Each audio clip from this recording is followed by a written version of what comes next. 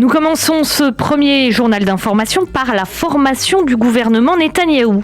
Et oui, en effet, semaine décisive pour le futur Premier ministre qui a l'intention de présenter son gouvernement au vote de confiance de la Knesset ce jeudi, mais qui va devoir encore surmonter jusque-là plusieurs obstacles avant de pouvoir devenir une 6e fois Premier ministre de l'État d'Israël. Le premier de ces obstacles sera de donner satisfaction aux députés Likoud qui attendent depuis maintenant près de 2 mois de savoir de quel portefeuille ministériel ils vont hériter. Selon les estimations, 17 postes de ministres, parmi lesquels les ministères de la Défense, des Affaires étrangères, de la Justice, de l'Éducation, de l'Énergie et des Transports seront occupés par des députés Likoud auxquels il faudra rajouter le poste prestigieux de président de la Knesset. Donc la plupart des députés Likoud devraient être dans l'absolu satisfaits, mais il y a certains élus qui exigent des portefeuilles substantiels. Il semble que durant le week-end, le futur Premier ministre ait compris qu'il ne pourrait confier le portefeuille des Affaires étrangères à son proche conseiller Ron Dermer, qui est ancien ambassadeur d'Israël à Washington, sans provoquer de remous au sein du Likoud. De facto, Binyamin Netanyahou devrait annoncer la composition détaillée de son gouvernement seulement 24 heures avant de réclamer la confiance du Parlement. Et puis, Daniel, l'un des obstacles que Binyamin Netanyahou va devoir surmonter, c'est la tension très vive entre les deux composantes du judaïsme unifié de la Torah. Et oui, en effet, mercredi dernier, peu avant d'annoncer au président Herzog qu'il avait réussi à former sa coalition gouvernementale, Binyamin Netanyahou avait signé un accord non pas avec le judaïsme de la Torah, comme on l'a cru initialement, mais uniquement avec la Agudat Israël, la partie chassidique du parti judaïsme de la Torah, sans que l'autre formation, celle des Lituaniens, ne valide l'accord. Il s'agit de Degel HaTorah. Et puis depuis, c'est la guerre ouverte entre les deux composantes du parti orthodoxe ashkénaze, et la branche lituanienne conduite par Moshe Gafni menace de ne pas signer d'accord avec le Likoud. Gafni n'aurait pas du tout apprécié qu'Yisrak Goldknopf, le leader de la branche Aguda chassidique, ait obtenu une place au sein du cabinet restreint pour la sécurité nationale.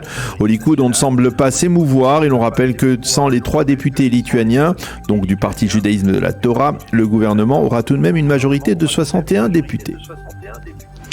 Et puis, selon un sondage réalisé par un institut israélien, 51% des Israéliens ne seraient pas satisfaits par le futur gouvernement. Oui, et seulement 40% le seraient. Selon ce sondage, 80% de l'électorat de la future coalition gouvernementale se disent satisfaits par la composition du gouvernement. 15% se disent mécontents. Par contre, dans les partis qui formeront la future opposition, 88% sont mécontents. Seulement 7% se disent satisfaits.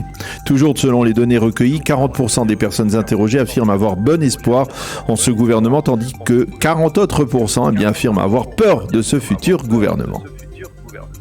Vendredi après-midi, un attentat s'est produit dans la localité de Shaked, dans le nord de la Samarie, et c'est une famille francophone qui a failli en faire les frais. En effet, des coups de feu ont été tirés vendredi en début de soirée, alors que le Shabbat était déjà entré dans la localité de Shaked. Léa Benizri a distinctement entendu ces coups de feu et a compris qu'ils avaient touché une partie de sa villa, donc dans la localité de Shaked. Nous avons fait entrer nos enfants dans la chambre blindée. Nous avons ensuite constaté qu'une balle avait frappé la chambre de notre bébé Libby et de son frère Nathan. Nous avons retrouvé une douille par terre dans cette chambre. Fort heureusement, il n'y a pas eu de blessés. Léa a souligné que les tirs en direction de la localité sont devenus fréquents dans la région, et ce n'est pas la première fois que leur maison est touchée. C'est très effrayant, a-t-elle reconnu. La famille Benizri a fait son alia de France il y a quelques années. Elle habite Shaked depuis 1 an. Cette attaque a suivi de quelques heures, il faut le souligner, Eva, un attentat à la voiture bélier contre des policiers israéliens dans la localité arabe israélienne de Kfar Qassem. Les policiers ont été légèrement blessés, c'était vendredi matin. Et nous terminerons ce point sur l'information par un titre diplomatique qui se rapporte à l'ONU et à ses projets de résolution par rapport à Israël. Et oui, en effet, à l'issue des vacances de fin d'année civile, l'Assemblée générale des Nations Unies devrait réclamer au tribunal international de La Haye de décider clairement quel est le statut du contrôle d'Israël sur les territoires de Judée et de Samarie. Côté israélien, on tente de minimiser l'importance d'une telle décision. Ce ne sera pas très agréable, mais également pas la fin du monde, a affirmé un haut diplomate israélien.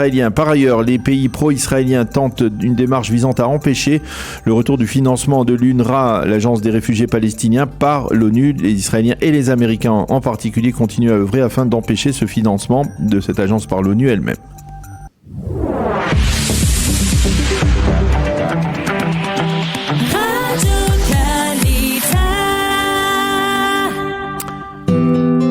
Une page météo pour compléter ce premier journal d'information. Eh bien, le temps sera nettement plus frais et pluvieux sur l'ensemble du territoire israélien. Et demain, il faut s'attendre à de la neige sur les hauteurs du Hermon pour la première fois de la saison. Les températures, elles, seront en baisse sensible. Il fera 15 degrés aujourd'hui à Jérusalem, 20 à Tel Aviv et 23 degrés à Eilat.